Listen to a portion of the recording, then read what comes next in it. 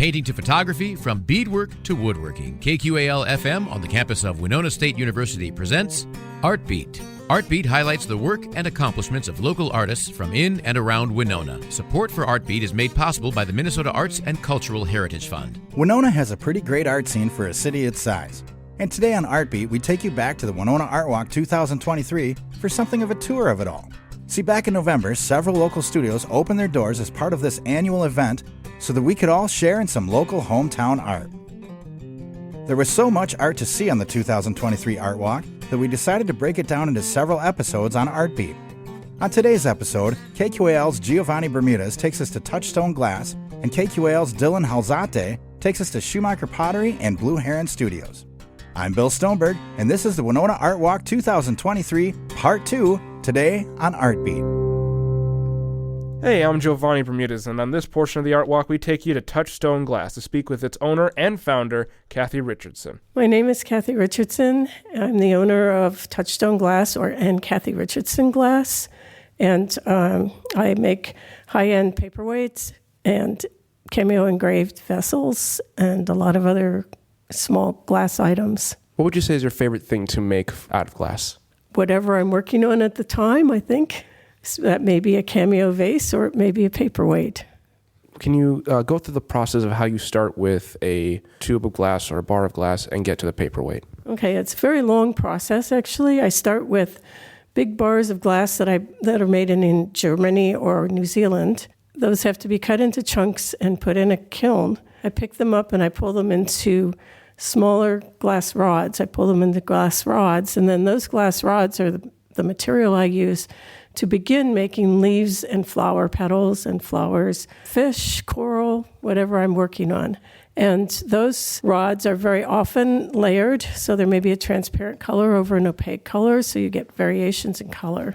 Once I have rods pulled, I start flattening, pulling petals to make flowers, or sculpting bodies to make frogs or lizards or coral, whatever my current design is. Many, many, many pieces later, I put together flower, I put together corals, coral reef scenes, and they compose a 3D sculpture. That 3D sculpture is put into a cylindrical steel chamber, which is in a kiln, and molten glass is heated up and essentially poured over it. Then that is pulled out of the chamber, and then a base is added to it, and then the pieces formed using wood blocks into a paperweight shape, and then put in a kiln, and it takes 2 days to come down to room temperature. 2 days to cool off from that. Glass has to cool very slowly, coming from 1,800, 2,000 degrees when it's molten, and it has to come back to room temperature very slowly. So it has to anneal. And because there are lots of different colors in there, and they have slightly different coefficients of expansion, you want to bring it down slowly so they can all kind of readjust. Can you explain to me what the coefficient... Coefficient of expansion is a measurement of how much a glass expands and contracts as it's heated. What makes it different for the different colors? Like, why is it different? It's different because glass has different chemicals in it. Like a little bit of cobalt will make blues, a little bit of manganese will make copper colors or turquoise colors. And depending on what chemicals are in the glass, their composition is just slightly different.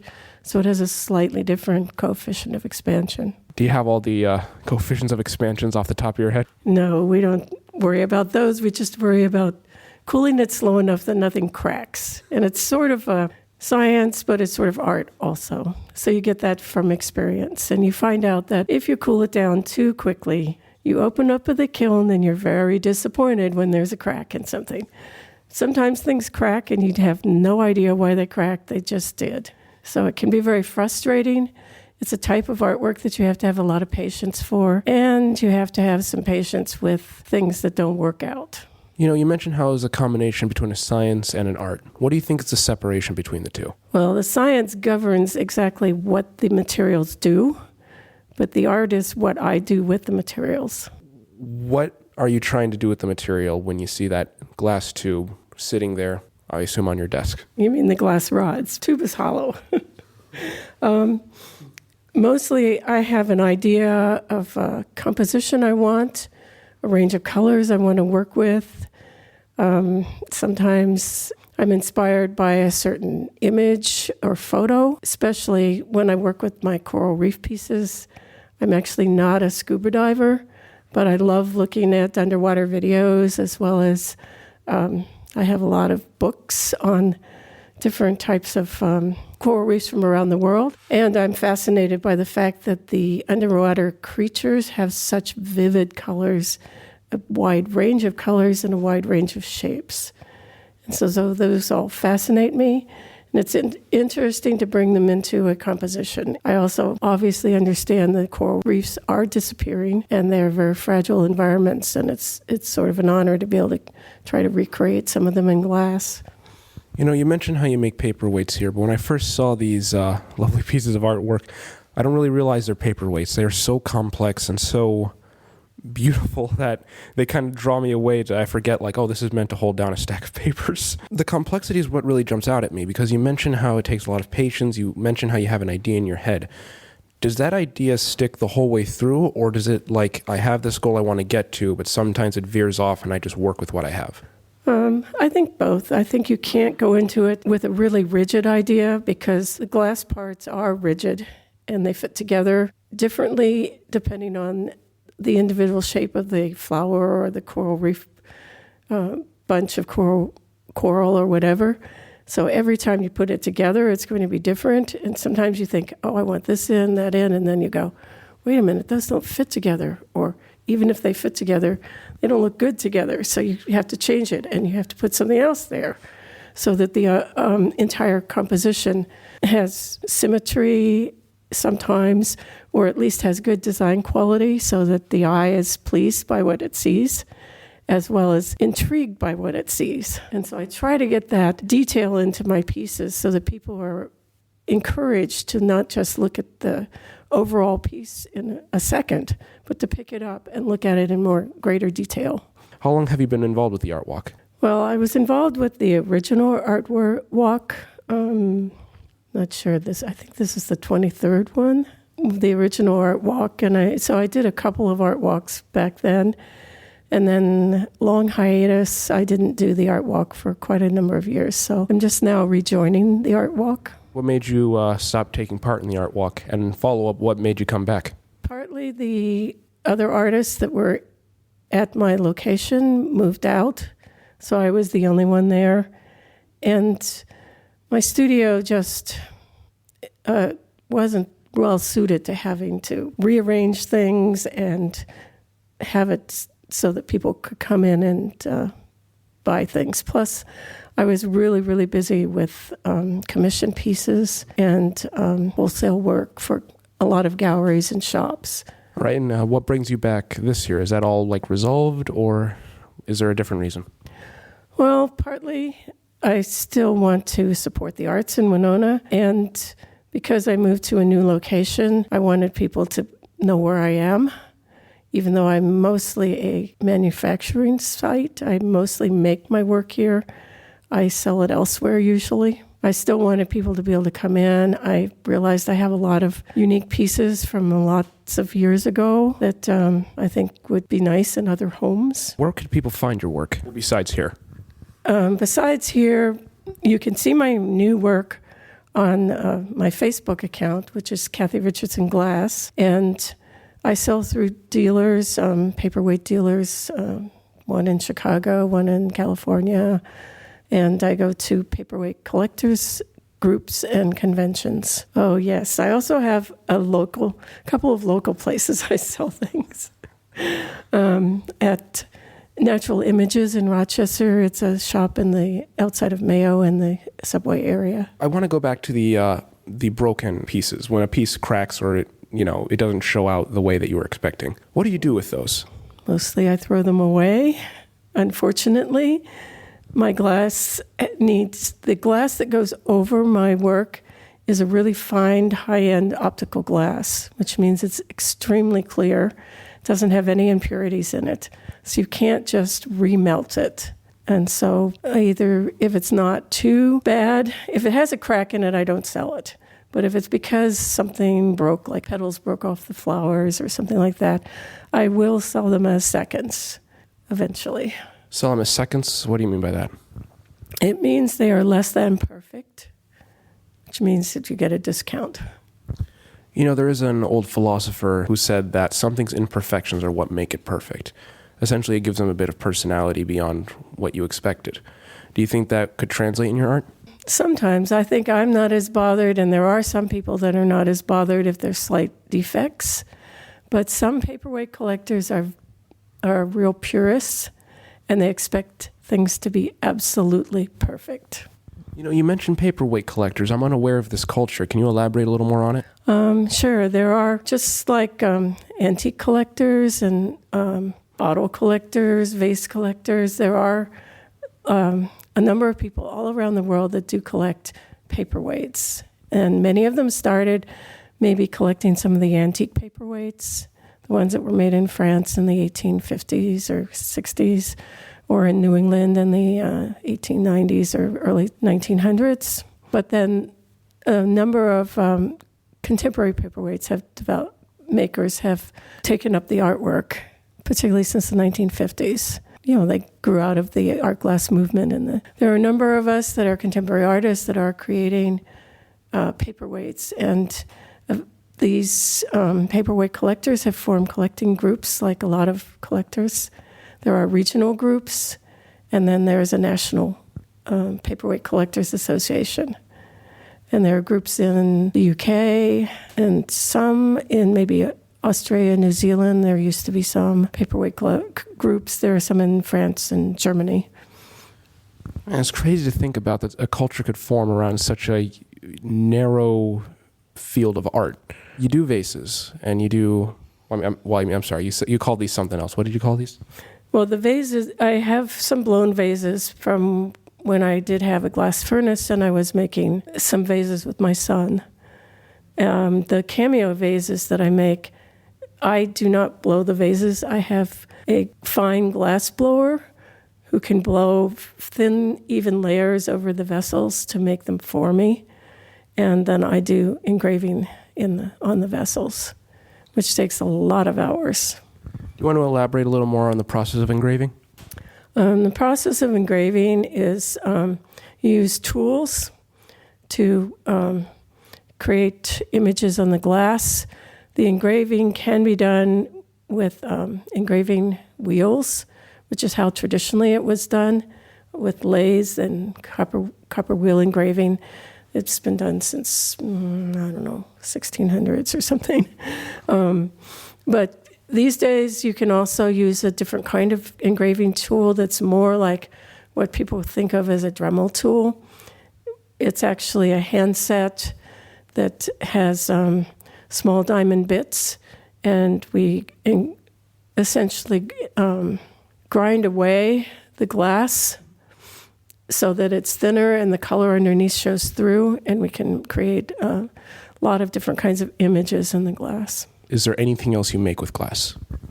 Now, that's all I make, but I used to make glass beads, fused glass pieces, fused glass bowls. I originally started actually doing stained glass in the 1980s, so I built stained glass windows. I sometimes fixed old windows, did a little bit of restoration work. Did you start out just repairing windows and creating these things and then move on to this artwork, or was the art part always a passion for you? Art was always a passion. It's not what I studied in school. I was a geochemist, so I did research for 10 years, but eventually I evolved back into my passion, which was really artwork, and started doing stained glass, creating stained glass windows, then started playing around with hotter and hotter things. Eventually, when we moved to Ohio, I got a chance to be a special student in the glass department at Bowling Green State University. And I learned to blow glass and work with hot glass, sculpt hot glass. Turns out I was not a very good glass blower of hollow things. Couldn't keep them centered very well. I was much better at working with solid things. So I eventually evolved to doing paperweights or glass orbs or whatever you want to call them. Well, is there anything you'd like to say to our audience before I end the interview? Other than I would like you to come and hold my paperweights, pick them up, turn them in your hands, get to view them from lots of different angles, and enjoy them. Well, thank you for doing this interview with us. You're welcome. Today on Artbeat, we get walking at the Winona Art Walk and Tour. We talk to Schumaker Pottery and the artist behind the Blue Heron Studio for an exclusive interview you don't want to miss. I'm Dylan Alzate, and I ask you to sit back and grab some coffee as we bring you the Winona Art Walk and Tour today on Artbeat. All right, well, I'll just start off with your name and what you're doing here today. I'm Teresa Bizant's Schumaker, and I've been a potter over a span of 50 years, although I've had 25 years of teaching third grade, second and third grade, and in between, and raising 4 kids. So you say you're a potter, so what made you want to get into pottery? It's something I just always wanted to do. I mean, growing up we went on the river a lot, and you dig down, a foot, and you've got clay. And so I used to do a lot of clay work and, just mud pies and castles and, yeah. And I've always been really tactile, so. So what's been your favorite part about doing this within your experience of being a professional potter? Oh, gosh. I think my favorite part is throwing on the wheel and hand building. Yeah. Just making the clays yourself? Yeah. Throwing is something there's a lot of preparation for. So the actual throwing takes minutes, Mm-hmm. It's altering the form and adding handles and, I mean, you spend a lot of time on each piece. So you prepare the clay, you throw the clay, you have to trim the clay, you have to bisque fire so that the clay is able to be handled. Then you have to glaze it, and then you glaze fire. Yeah, so. Interesting. A lot of words that I don't quite understand. So what, like, when you trim or glaze, like, how does that work? When you trim it's almost like wood turning. When you're taking excess clay away. So when you throw a pot, it has to have support from underneath. Not always. It depends on how big it is. But then when it's leather hard and you can handle it without it, folding, you turn it upside down and take excess off and create a foot. And it's kind of sculptural. It's a fun thing to do. So how do glazes work? Glazes are really clay, and that's why when you brush them on or dip them on to a pot, that's why they stay in place, because they're actually clay. They have a flux to lower the melting point, and just different ingredients, especially to color. There are oxides and dioxides that go into it.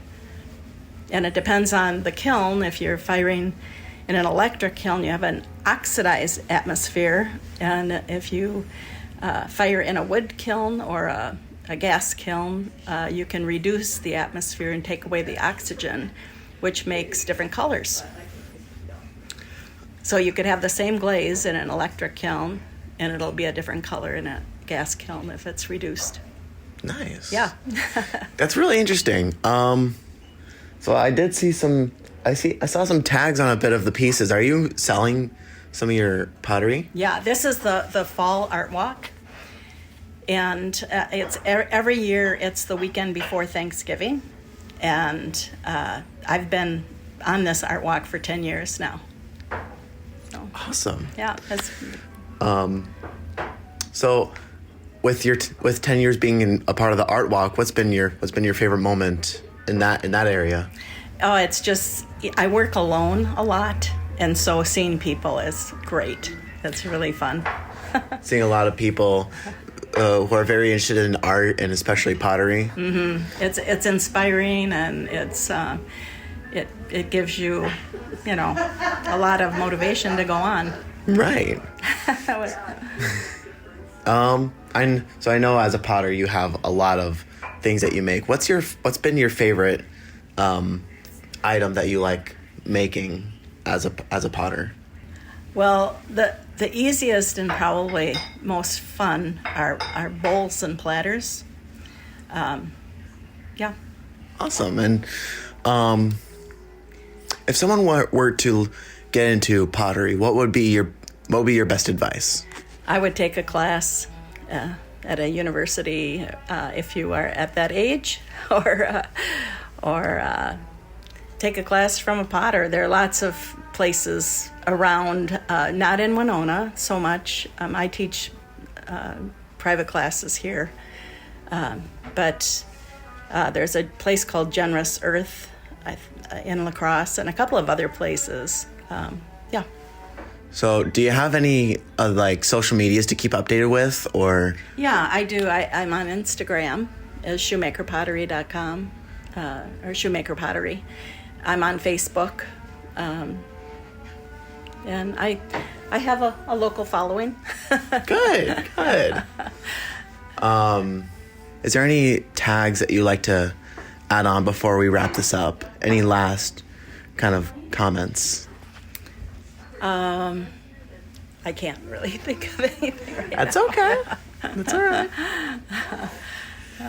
All right. Well. Yeah, you. All right. So, just a little icebreaker. I'll just have your name and what you're featuring here for the art walk.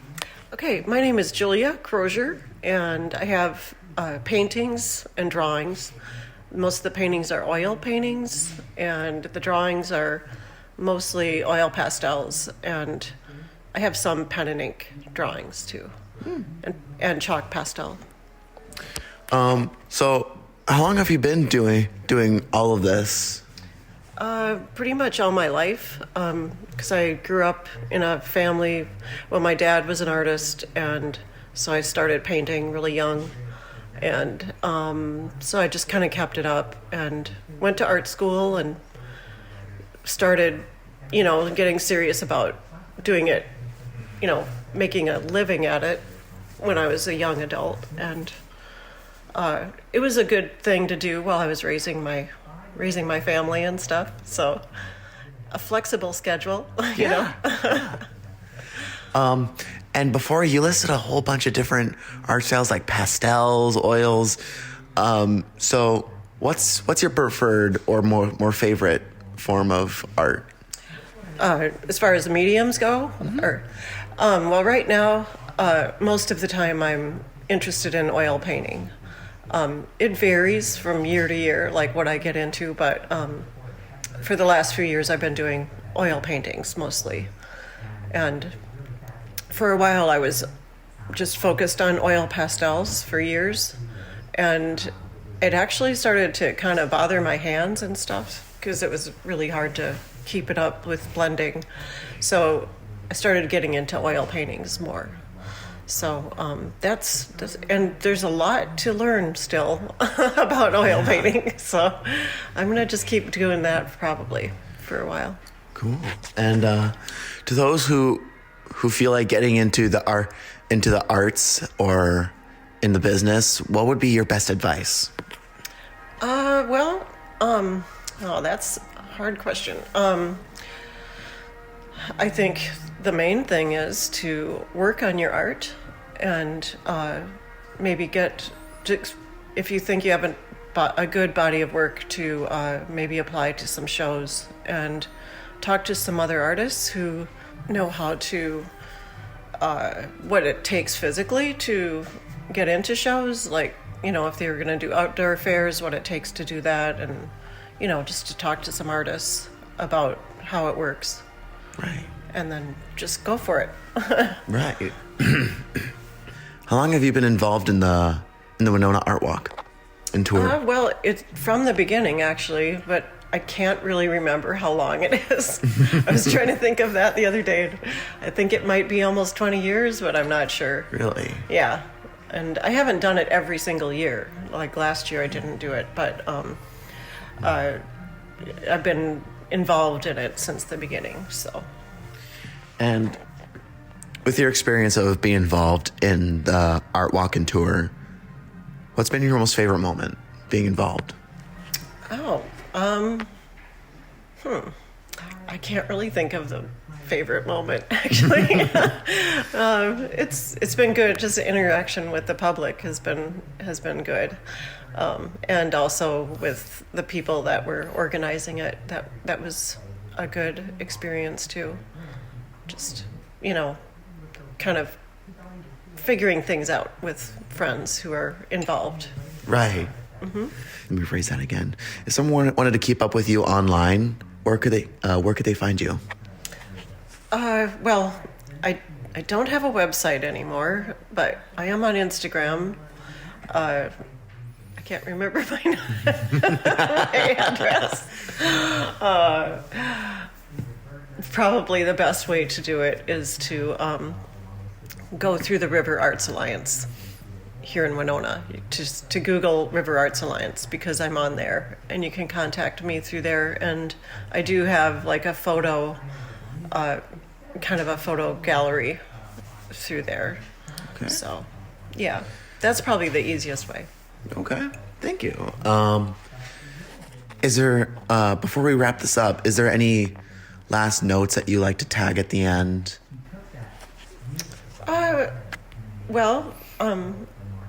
I'm glad that I live in a community that supports the arts in general, and I've had a lot of really, really good support for my work here in Winona, so I really appreciate that. All the people that have supported me throughout the years. Right. Yeah. Well, thank you for doing this. You're welcome. A big thanks to Teresa Schumaker and Julia Crozier, as well as the River Arts Alliance, for making this whole event possible. To check out the organizers of the event, check out WinonaArtWalk.org. Otherwise, visit SchumakerPottery.com. For more featured artists, including Julia Crozier, visit TheRiverArtsAlliance.org. Thanks again to all of the artists involved in the Winona Art Walk 2023. To learn more about the Art Walk, go to WinonaArtWalk.org. For more conversations on art, tune into Artbeat Tuesdays at 12:30 right here on 89.5 KQAL. For podcasts of Artbeat and other KQAL original programming, go to KQAL.org and find links to your favorite streaming services. Be sure to tune in next week for part 3 of our series on the Winona Art Walk. I'm Bill Stoneberg, and we've just heard from KQAL's Jiovani Bermudez and KQAL's Dylan Alzate at the 2023 Winona Art Walk on Artbeat. Artbeat is written and produced by KQAL-FM on the campus of Winona State University. Visit us on the web at KQAL.org.